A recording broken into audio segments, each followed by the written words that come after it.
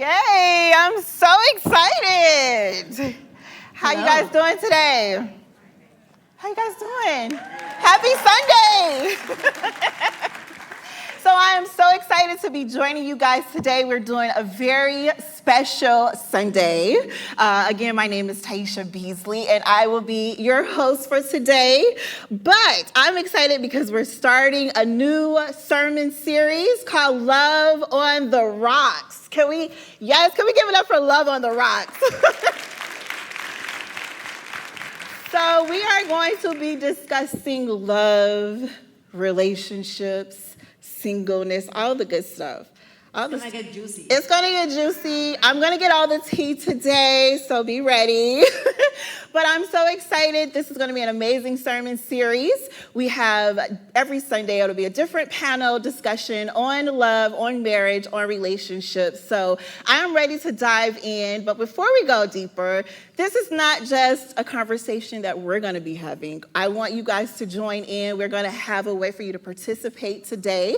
So there will be a code on the screen, and you can ask any questions you have about this conversation about marriage, and you'll participate in some polls as well. So everybody ready to get started? All right, so if you know me, I like icebreakers. Okay, so I do have an icebreaker question. Okay. So get your signs out. We're gonna do, some rapid fire questions. Now, I want all the truth. Don't fluff it up for us today. We want all the tea, okay? Be honest, all right? Okay, the first question. Who is the better singer? Okay. So, Pastor So, can you sing us a little? I feel like neither of us should have raised a paddle, but... I can sing. Katie said that I can be on the worship team. Yeah? See? Can you sing us a little piece? No? Baby shark. Okay. No, not that one? Okay, maybe next time.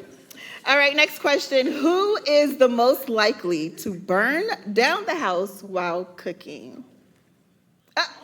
What's your song, Pastor? Why? Is there a story to this? There's no story. There's more than one pot. It's over. Okay. She hasn't burned down the house, but there's been smoke. Okay. All right. Okay, we're going to move on. I feel a move on spirit there. Who said, I love you first? Oh, we're going to get into that. I want to know more about that. Okay. Who made the first move in the relationship? Okay. All right. That's good. Who is the better driver? I feel like there's a story there too.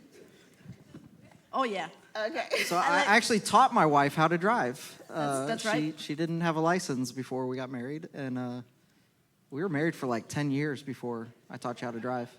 And if I'm driving, like that's all I'm doing. Like, don't talk to me. Don't ask me for anything.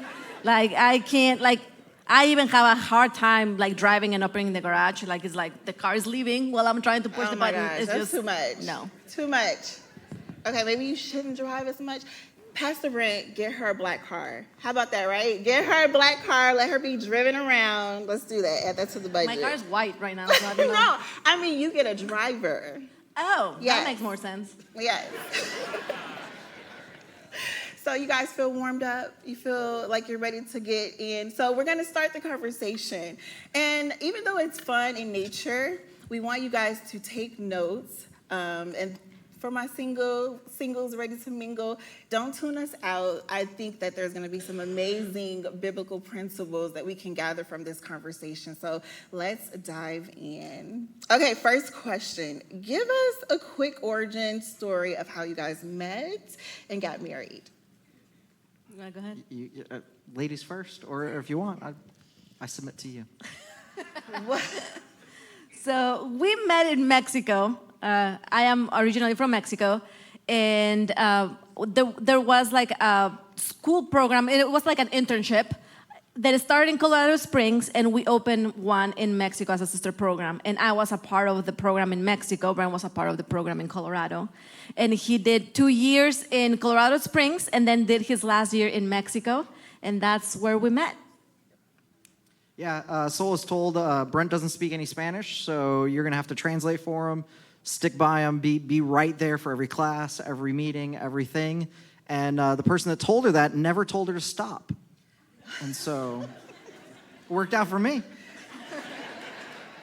So, Pastor So was kind of like your boss, or 100%. Yep, she was a year above me in the program. And so she was on staff, and I was doing a third year. So she was absolutely the boss. Yeah, he was a student. I was working for the program, so. So were you checking for him right away, or did this happen over time? No, like it snuck up on me. Like it was funny because my dad was the very first one that actually realized that Brent had a thing for me. Like he kept saying, like, this boy Brent, he likes you. And I kept just saying, Dad, it's Brent. He was like, well, just say whatever you want, but he likes you. And I was like, he doesn't like me, Dad. He's Brent, and he's supposed to be with me all the time. And yeah, my dad kind of figured it out. And I honestly cannot even put my finger on when I started liking him. It just happened. I don't know. I'll sneak up on you. Right? Like a ninja. Okay, Ninja. So when did you start feeling Pastor So? So I actually noticed her way before she noticed me. So in the internship, we would do these mission trips to Mexico. Sol was the main translator, so she was always in front of people. I was always seeing her. But I was just one of 100 white guys from Colorado, so I did not stand out at all. And that went on for 2 years. And then finally in the third year, she had no choice but to notice me because I was there. And yeah, so I think it was pretty early on in the program in my third year. I emailed my dad and I said, I've either discovered the reason why God sent me to Mexico or I'm facing the biggest distraction of my life. Ooh. And I'm really still not sure which one it is, but I married her, so. I mean, you did good, you did well. It worked out. Yes, it worked out. And so the next question I have is, when did you know that you would pursue her for marriage? Like, did you date? Was there a pursuit there? Yeah, so we started dating. Actually, I'm a little bit old school. I actually asked her parents for permission to date her. To date. Yes, to date, not just for marriage, but to date. That gave him all of the points with my dad. He was like, yes, I like this guy. So I mean, that's deep, to date. Yep, and so then we dated for, it was probably about 6 months. And then the program was ending, and I was going to be moving back to Chicago, and it was one of those where it was like, if this is a for real thing, I need to put a ring on it before I leave. And so, I proposed right at the end of that school year, and she said yes. And then we spent about a year trying to get her into the country, and then we got married. Okay, so Pastor, so did you know that you would end up marrying a pastor? Like at the time, did you know that he was going into a pastoral role? Like, is that something God gave you insight on? Like, how did you feel about that? So yes, I should not say a pastor per se. I knew that I was gonna marry somebody in ministry. I started being in full-time ministry since I was 17 years old. So way before I even met Brent. So I was 100% into everything that God wanted for me. I didn't want to do anything else. When I asked my parents if I could enter this program, this internship was going to replace college. And my parents really wanted us all to have a career. So when I told them I want to actually go into this internship and just be in full-time ministry right after high school, I was expecting my parents to be like, you're crazy, absolutely not. And I mean, they are pastors, and they were like, okay. I guess we know that God calls people, so sure, of course, you can do that. So I think that from that moment on, and how deep I felt like this was what God had called me to do, I always knew that I was going to be in ministry. I didn't know where. I never expected to move from Mexico. Like it was never a desire of mine. It was never something that I look for, I was happy in Mexico. So, but I thought that I was gonna marry somebody in ministry. I didn't know at what capacity, but yeah. I mean, I want to dive a little bit deeper into that question. What if the person God sent to you was not in ministry? Do you feel like you would have still, like, what if Brent wasn't called to, like, pastoralship or ministry? I mean, he has a lot of history in his background. He worked everywhere. I mean, a clothing store. So, like, what if God said, this is where I want him to stay? Like, would you have second-guessed if the union was supposed to happen? I think so. I think that would have been a deal breaker because I knew. She said a deal breaker. Like I really knew that God had called me for ministry. Like I knew it. When you go on missions and you realize I don't want to do anything else with my life but this. I think that it would have been really difficult to be with somebody that doesn't feel the same way. Can I jump in there? So I want to make sure that people are not just hearing our story, but they're taking something that they can apply in their relationships. And Paul tells the Corinthians, don't be unequally yoked with non-believers. And a lot of times we just apply that, literally, just believer, unbeliever. But what I found in ministry over the last 17, 18 years is that there's a lot of believers that are unequally yoked. And there's one that is just passionate about the things of God, and there's one that's like, I'll go to church every month. Yeah. And so like there's a danger even when two people that believe in Jesus are not at the same page, on the same level. They're not seeing eye to eye in what that really means. Because for some people, I think Jesus is everything, and for other people, Jesus is just something. And if you put everything and a something together, there's going to be some danger there. Oh, that's so good. Okay, that answers the question a lot for me. Okay, you cleared that up. So the next question I have for you is there any, well, before we go there, because it's going to get into the romance part.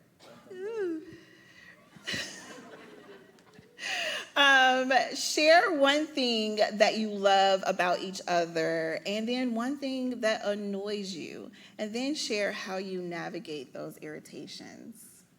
That was loaded. Start with the first one. What do you love about each other? What do you love about me? I love everything. There's so much about to you. love. There really is. I love that Soul just makes everything more fun. There's just something about her personality. There's just something about her as a person that, we could be washing the dishes and it's more fun because she's a part of it. You could be doing just the most mundane thing and it's a joy.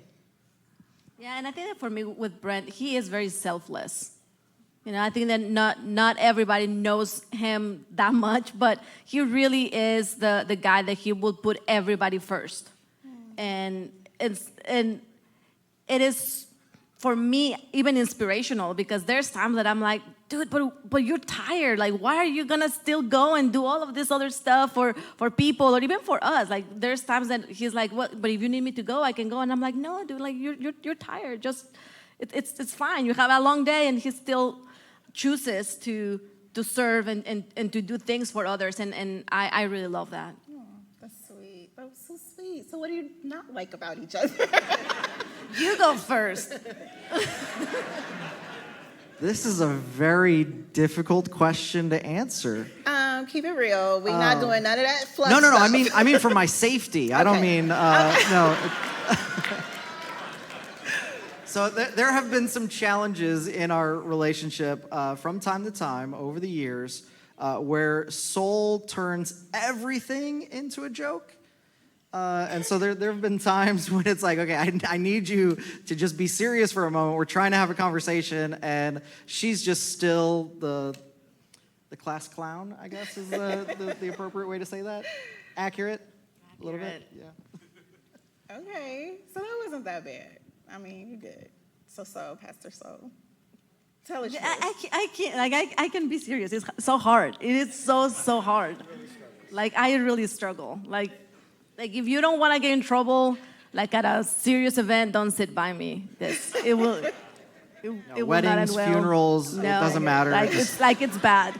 I think that for me, the thing that it annoys me the most, and it is more of a recent thing because Steve Jobs did a really good job with a cell phone, and my husband really likes it. And there's so many times that I'm trying to have a conversation or we are trying to do something and the phone's always out. And oh man, the amount of times that I have said, I'm gonna grab the phone and put it in a glass of water Yeah. have been a lot. I'm gonna pray for you because I could just see that picture of you snatching the phone and dropping it in the water. Listen, the Mexican in me wants to come out and be like, tu teléfono se va a ir a la basura. You know, like just, it's calming, you know, just. Your cell phone is going in the trash. That's the Yes. translation for everyone. I did learn Spanish eventually. So what you should do when she gets mad is make a joke, and then it'll balance out the frustration. Man, I've tried, but sometimes it works, sometimes it doesn't. Sometimes she's like, wrong moment. And I'm like, exactly. Okay, so how do you guys navigate those irritations? Because they do happen. Speaking as a married woman, they do happen. But how do you navigate that? Yeah, so I think that, and this is kind of a pretty important lesson for people, is that I need to own my stuff. So good. So if the cell phone is becoming a problem for her, what should Soul do about it? Absolutely nothing. Because at that point it's nagging, it's just, you're just kind of beating a dead horse. I need to take responsibility. I need to take ownership that, hey, this thing is causing a problem for the person I love. And so if this thing is causing a problem for the person I love, I'm going to do something about it so that I don't damage the relationship. So I think the ownership is on me to fix my thing, not for her to try and fix me. Oh, that's good. Yeah, and I think that something that I've learned is that you have to extend grace, especially when you see that your spouse is trying. Because like if I know that he really is trying, but then we're at the table and he has his phone, I cannot just explode because I know he's trying. Like one step at a time, one day at a time. It's stuff like that. Like I think that it is just being gracious and just open and honest. When something, when you don't feel right about something, when something it is really bringing that animosity or whatever word you will use for that, just being able to speak about it open and honestly and say, hey, like I feel like there's a lot of times that you are doing this more than I wish you would. I think that those things are important for you to be able to feel free to express that, but also to be able to receive that from somebody else. Yes, I think that's key how you stated feeling free to express that. In marriage, communication is important. I will even say in friendships and other type of relationships, communication is important and owning, your part in that. So that's good. So, okay, let's dive into the romance. Any tips on how to keep your romance alive? Is there any kids in here? No, I'm just I'll keep it simple. We could probably say a lot, but never forget that you were dating before you got married. And I think sometimes we forget that, like, there was things that I did in order to convince her that marrying me is a good idea. And that takes a lot of convincing. And so there's a lot of the little things that we do in dating that seems to, for a lot of people, just kind of fall off once the marriage is done. And so it's the little love notes, it's the, just the long glances, it's all those little things that just makes the other person know this person still loves me. And it's not just an obligation because we're married, but it's this person is just crazy about me. And so there's a lot that we do during dating that just kind of communicates, like, I love you. And I think we need to make sure that we continue doing those things. And I think that for me is serving. Like I know that the more I serve my husband, the more that I am trying to make sure that his needs are met in every area, making sure that the things that he needs are clean and are ready to go, that if he has a meeting that he feels like he's supported, that he's prepared, stuff like that. I think that just being able to serve him in every area makes him feel more connected to me. Because we can talk about stuff and because we are working together, even for things that don't benefit me at all, like even if it's just something for him period. I think that just being able to be a servant for him, which is the example that Jesus gave us, we are to serve one another. And I think that when we truly serve one another with not because of what you gain, but what you are giving, that makes the love stay fresh because you are always looking for the person's benefit. And when it comes to that romance, it's still the same thing. Serving is sexy. And it works both ways. So guys, wash the dishes, and you never know. Serving is sexy. Tweet that. Exit. That's sexy. Okay.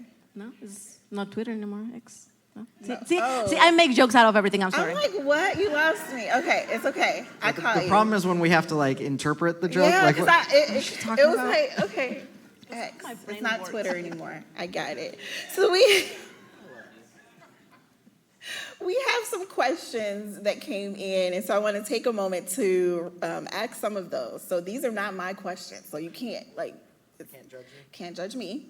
So we're gonna take a little break to ask those questions. The first question was for you, Soul. The Bible says that your husband should love his wife as Christ loves the church. So, Pastor Soul, how does Brent demonstrate this? That was a good question. Well, that's a good question.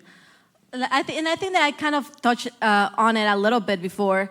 He is very selfless. He really goes above and beyond to make sure that we are well taken care of, to make sure that we have everything that we need, not just money, but that we have time, that we have all of the resources, that we have the sense of security.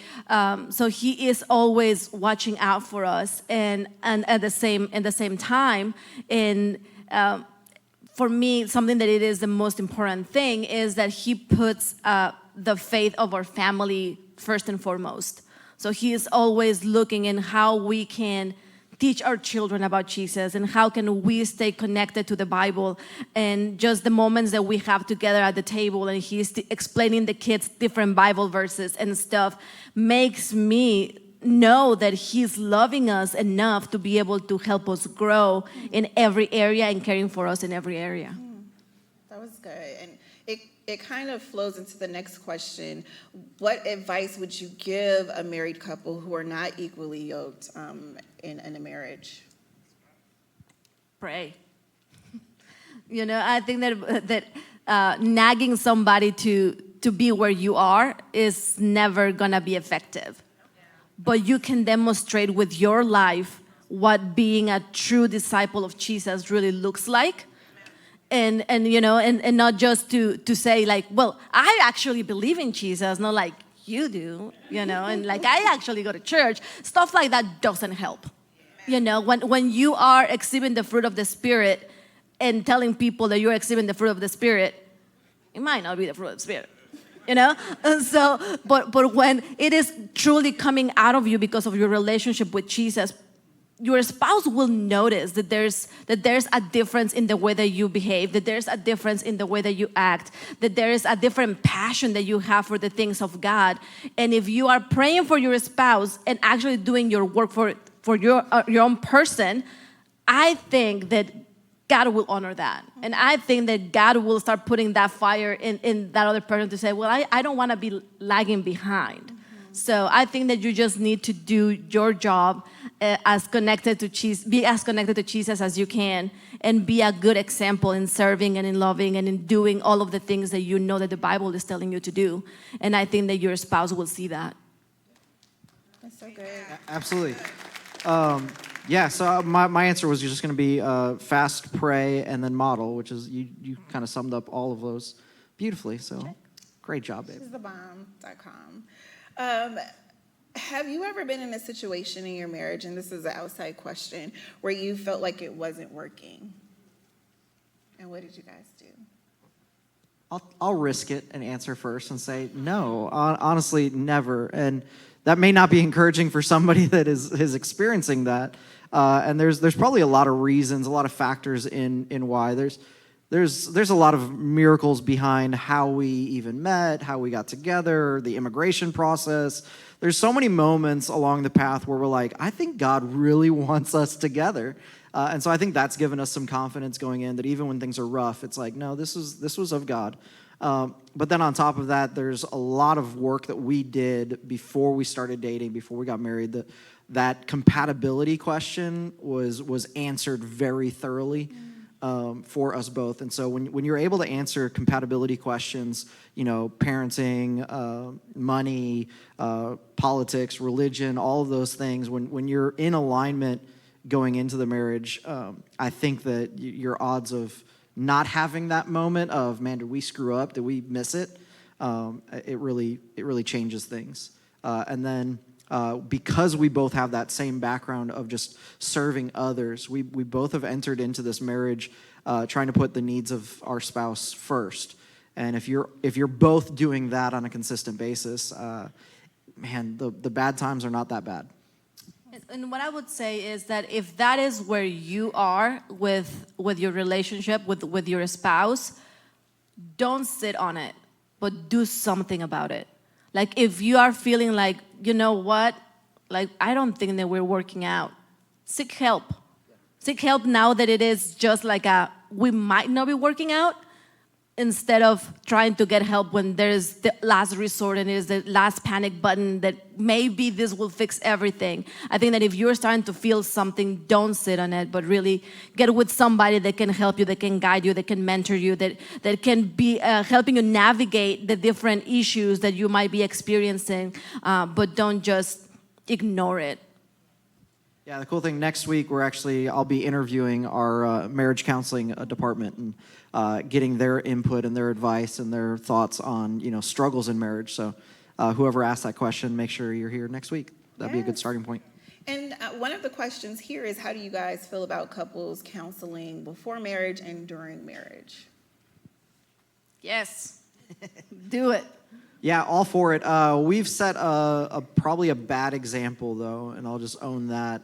So we did premarital counseling, but since we got married, we haven't gone to counseling. We've had moments where we've gotten advice on some things, but it was a very casual kind of moment. So we haven't modeled it, not out of, I guess, not liking counseling or not believing in counseling. I don't really know why we haven't. Do you know why we haven't? No. We're lazy? I don't know. I don't know what the reason is. But yeah, 100% in favor. I think counseling is great. I think that a lot of people probably wait too long to go to counseling. They use it as the last ditch when it actually, if you had done things earlier, even premarital counseling, you could have been given the tools to navigate some of the little arguments that all of a sudden become huge arguments because you don't know how to deal with them. Yeah. I mean, I do know of a situation where there's a couple who do need counseling, but one of the people in the marriage is not interested in counseling. So what advice would you give for that situation? Start with you. Like if you are the only one that shows up for counseling, you show up. Because as much as you need both of you to be able to have the tools in how to deal with the situation, sometimes you need to have the tools yourself. So we cannot always just expect that everybody's gonna want to work at the same time. So if you feel like you need to do it, and start from there. Like you never know what is gonna happen once you are having the right tools and the right processes and learn how to manage your emotions or wherever it is. I think that you need to start with yourself. Yeah, and before I go to the next question, there are some poll questions that you can scan and participate in, and we'll address those. But the questions keep coming in. So if we don't get to all of your questions, we will be continuing the conversation on our podcast in between sermons. How many of you guys are subscribed? Yeah, thank you. The one person, too. Okay, there you go. So make sure to tune in. It happens weekly, and we're excited about that. So these questions are intense. What do you do if you feel ignored by your spouse, and how do you change that? Have you guys ever encountered that before you answer that question? I did very early on our marriage. I don't even think that we had kids yet. So we were young and wild. And my husband really liked video games. And there were a lot of times that I felt like he would prefer to play a video game than spend time with me. And I felt very just set to the side. And honestly, I didn't handle it very well because my natural response to conflict is to shut down. Like I just don't want to say anything about it. I don't want to fight about it. Let's just ignore the problem. And just knowing my personality, I'll be fine in an hour, right? Like I will be joking again just a little bit. So just let me be mad for a moment, and then we will address it. But my husband, being a little wiser, he will always force me to speak and to say what I was feeling. And there were a lot of times, especially in the beginning, that my actually saying something was not very kind or very nice. It was very explosive because I realized I'm just bottling everything up because I don't want to deal with the emotions. And it was not pretty. So what I would recommend is to just have an open conversation, But again, I think that it comes to the whole freedom of being able to express yourself. I think that you both have to create this environment where you are able to communicate, where you are able to say wherever it is that it is bothering you, no matter what it is, and no matter if the other person thinks that it's just dumb, because feelings are real.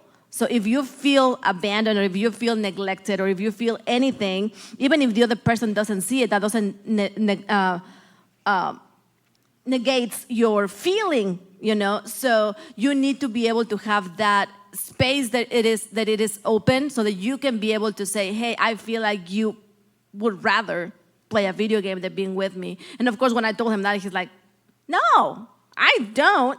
But he never saw it from my point of view. So you have to communicate. And it took me a while to be able to do that because I don't like it. I don't like it. Yeah, I think that one took us longer to get through than it should have, just because I was very naive.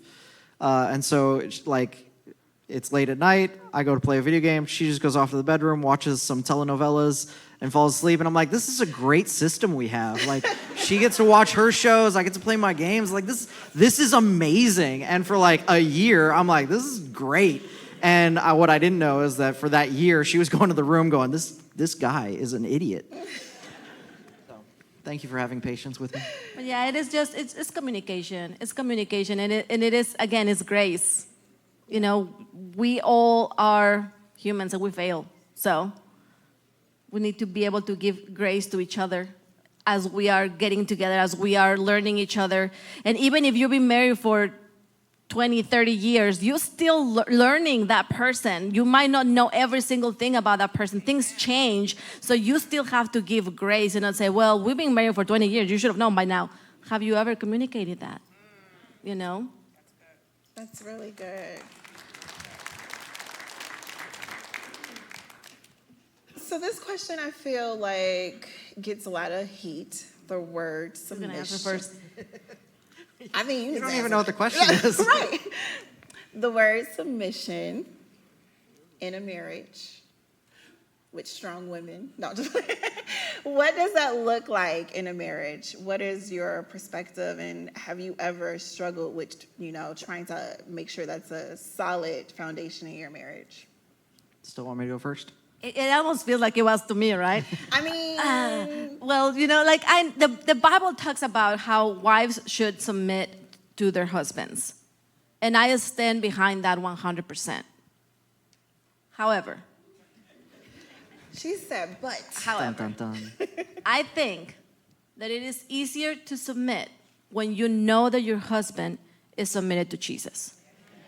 If I know that my husband is following Christ, and it is really looking for our family to grow in the faith, and for us to be closer to Jesus and be disciples of Jesus, I can submit to him because I know that the authority that he has over me, it is not just as I want to rule and I want to decide what you're going to do.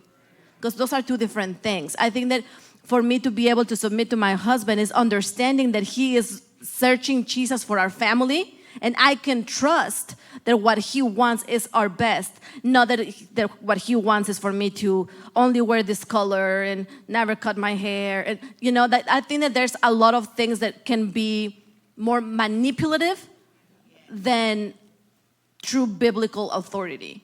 So I think that those are two different things. So should we submit to our husbands? Yes. But I think that our husbands should be submitted to Jesus first. Yeah, it was a fantastic answer. So I'll just add to it. So somebody correct me, but I think it's 3 places that we hear that. I think Peter says it in 1 Peter, and then Paul says it in Ephesians and Colossians. There might be a 4th that I'm missing. Somebody can correct me afterwards. But the danger of those passages is that people will wrongly apply those. And so there's almost like 2 ditches that people fall in with it. There's a group that will take it and translate it as women submit to men, which is not in the text in any of the 3 places. All 3 places, it's wives submit to your husband. Like it's a 1-to-1 submission. It's not just a blanket statement. So all of the questions about sexism in the Bible and all that doesn't even apply to this conversation. The second issue with these is that in one of the passages, I know it says to submit to each other right before it says wives submit to husbands. So there is this mutual submission that should be happening. It's supposed to be a model of the relationship between the church and Jesus. That's why it's depicted that way. On top of that, it is not instruction for the husband to enforce on the wife or the wife to enforce on the husband. And what I mean by that is it becomes abusive when a wife pulls out her Bible and says, look right here, honey, the Bible says you are supposed to love me and sacrifice everything for me. It's just equally as abusive for a husband to pull out the Bible and point at that verse and say, see, wife, you are supposed to submit to me. These are instructions written to the individual. So husbands, all you have to worry about is loving your wife as Christ loved the church. You don't have to worry about her part in that equation. You're responsible for what you're supposed to do. Wives, you're not responsible for the husband doing his part. You're responsible for you doing your part. And when we both do our part, it's a healthy relationship. It's a healthy marriage. But when you try and enforce that on the other person, it becomes abusive. Ooh, that was so good. Good stuff. Aren't you guys happy that these are our lead pastors? They have such a beautiful, healthy relationship. So important, so important. A poll question. Who is always right? And you guys can participate in this. Who is always right? And what we already know, right? Yeah. Who's always right? Honey, who's always right? Me, of course. Okay. Okay. I mean, is there any other question? If anybody says Brent on that poll, I'm sorry, but you haven't been paying attention. No, I think that everything depends on what, though. It depends on what. Okay. Yeah. But in theory, in general, who's always right? Soul's right. Even when Soul's wrong, she's right in some way. That's good. It just takes me a minute to realize how she's right, even in the wrong thing. Hilarious. Okay, so I'm curious. Do we have results? oh, Hey, look at that. You're my people. Agree. That That's 15%. I love you, but you're wrong. I think it just makes sense. I mean, It makes sense. It just makes Yeah. sense. So, what do you do when you have disagreements, or when you feel like Soul is not right? Like, how do you guys handle that? Communicate. I think I feel like there's not like a magic formula or some hidden secret. You talk things out, and you're gonna have disagreements. It happens. We have disagreements all the time. We've probably had disagreements this week. I don't even remember what they were because we handle them in the moment. You talk about it. You try and see eye to eye, and then we live in mutual submission. And so even if what I think is right is going to make her feel a certain way, man, the relationship's more important than me being right. And that may have been the most important lesson that I ever learned. I actually got it from, I think it was Bishop Garlington. What did he say? You can be right or you can be reconciled.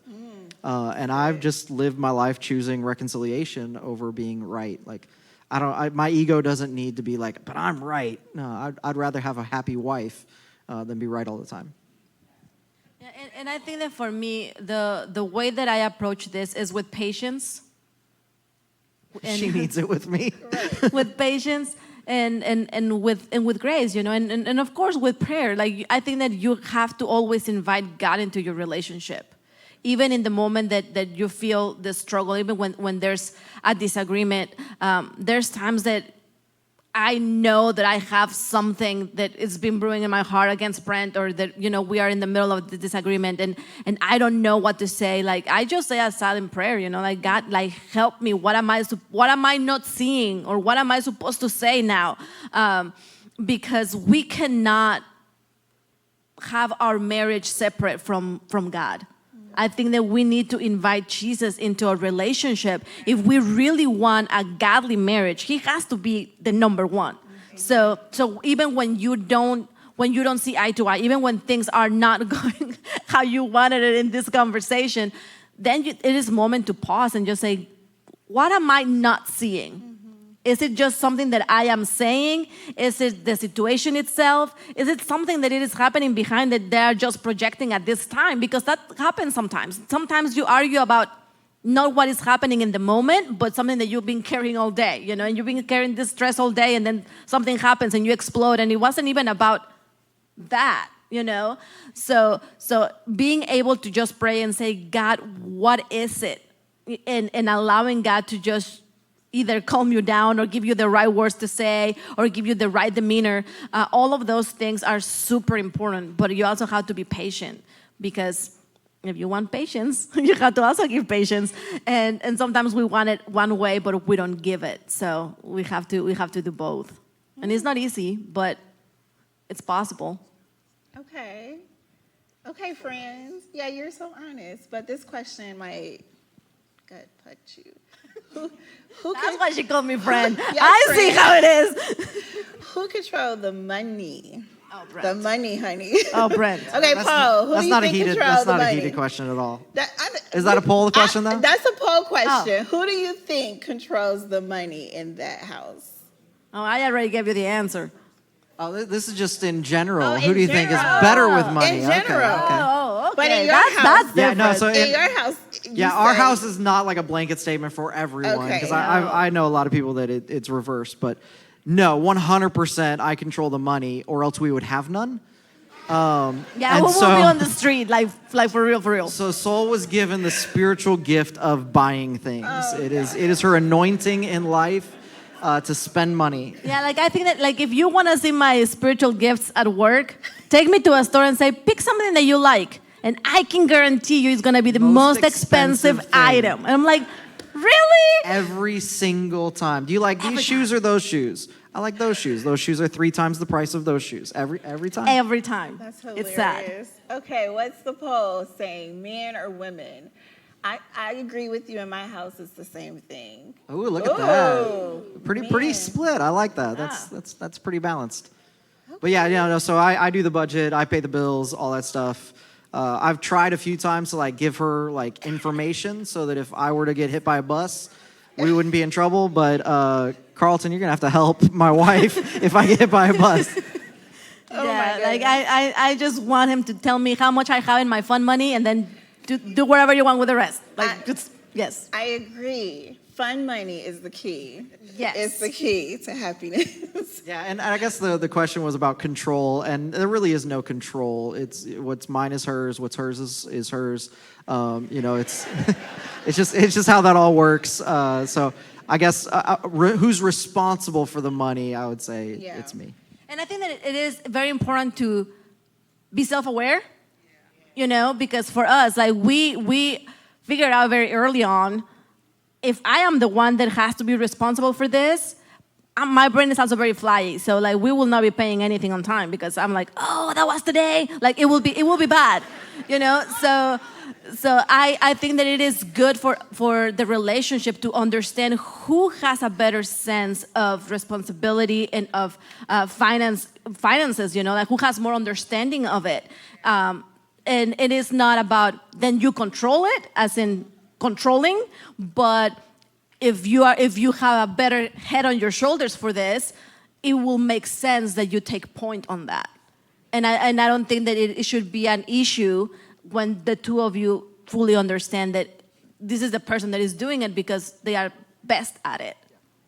Yeah, and I think the key is we're in agreement on the money, and so like I'm not going out and purchasing crazy things. She's not going out and purchasing crazy things without a conversation. We're talking about things. Well, we were in agreement with that. We did buy a puppy yesterday, but yeah.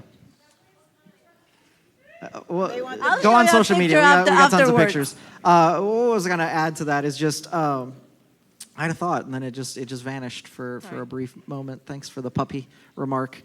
It was something golden. It was going to be a life changing, and I forgot it. So it's just. Dang it! Don't you hate when that happens? So we're gonna slide into the parenting style because I feel like that parenting style can keep up. It could either be good or bad.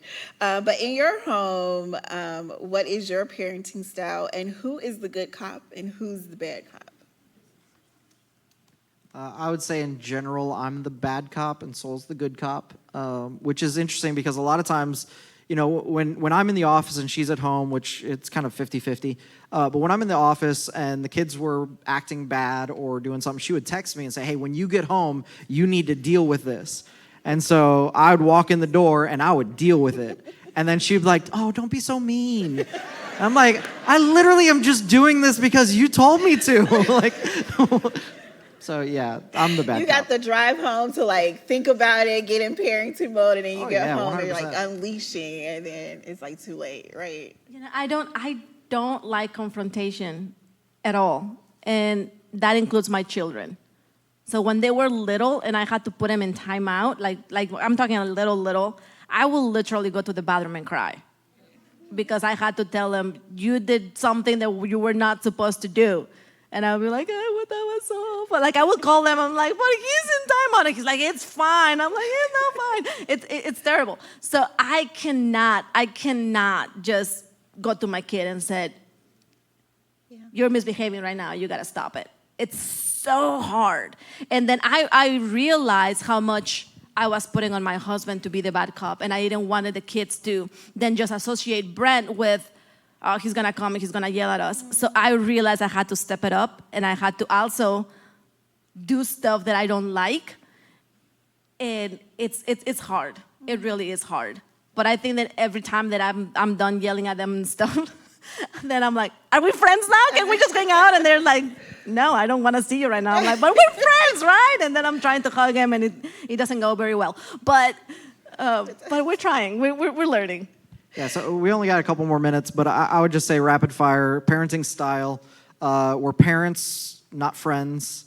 That doesn't mean we can't be friendly or have fun together and be friends in the process, but we are parents first, and then we need to make sure that we're recognizing that. So discipline is real. There are expectations. There are requirements, all of that. And then I've learned that it's better for me to say I believe in you than to say I'm disappointed in you. And so that was a big lesson that I had to learn, that I want to believe the best in my kids. And even when they mess up, there's a way that you can phrase it and to say that, man, I believe in you. I know that you know better than this, that you can do more than this. And if I just keep talking about the belief that I have in my kids more than the disappointment I have in my kids, I think they just grow up healthier. That's really good. Well, to conclude our conversation, the final question I have is, what advice do you have for people listening to this message? Newlyweds, people who aren't married yet, or people who are just desiring a healthy marriage life. What advice would you give? I think that I will just echo what I kind of said a little bit earlier, is that don't separate your marriage from God. Make sure that you are inviting God into every aspect of your marriage, or your relationship, or your future relationship. You know, if you are not dating anybody yet, start asking God for the right person and say, God, who the right person for me is, but more than anything, make me the right person for them as well. So wherever it is that I need to start working on right now, show me so that I can be fully prepared when that person comes. But if you're already married, you're already in a relationship, make sure that you make time as a couple to seek God together. That going to church is not, well, maybe we don't have anything else to do, but that it is a priority, that you are putting God first Because when we honor God and we put Him first, we will truly see the benefit of that in everything else that we do. So it is not just an added bonus, right, to have God, but it is a necessity. Like if you really want a godly marriage, you're not gonna have it without God. So you have to seek God together. You have to seek God personally, and you have to allow the Holy Spirit to show you what it is that you need to work as a couple, but also personally. So good. I love it.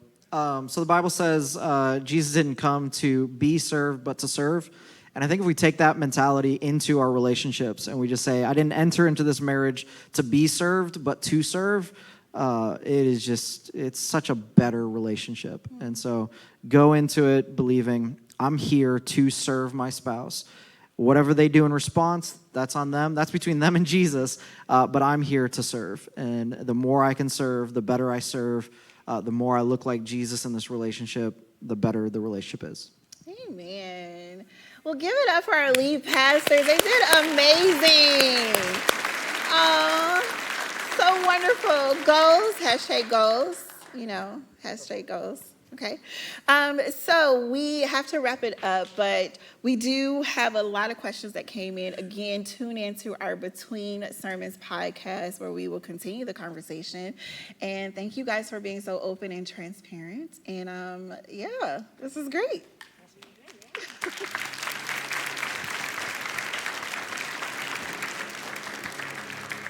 Great job, folks. Well, wasn't that good? Let's give them another hand as they exit. So my wife wasn't in here for this when she was up in Growth Track. I'm gonna let her know that they said I'm the boss. That's what I learned from this. And y'all gonna be like, how I used to get that black eye? Oh, okay. So, anyway, yes. I drew a blank there for a second. So, Encounter Night. What is that? First Wednesday. Coming up this Wednesday, we have renamed it, rebranded to Encounter Night. And what is Encounter Night? It's a time where we go a little deeper with more praise and worship and prayer. And we will take communion as a church. And it's going to be awesome. So show up this Wednesday at 7 o'clock. Come and expect the presence of God to be here, because it is. And then first-time guests, thank y'all for coming again. Let's give them another round of applause. Just outside these doors, don't forget to go to our loft and pick up our free gift that we have for you. And that's about it. Prayer team, if you would like to come down to the front. We always have prayer down here after service, so anybody that needs prayer, our altar team will be down here to pray for people. And let's stand on up and get the blessing and get out of here.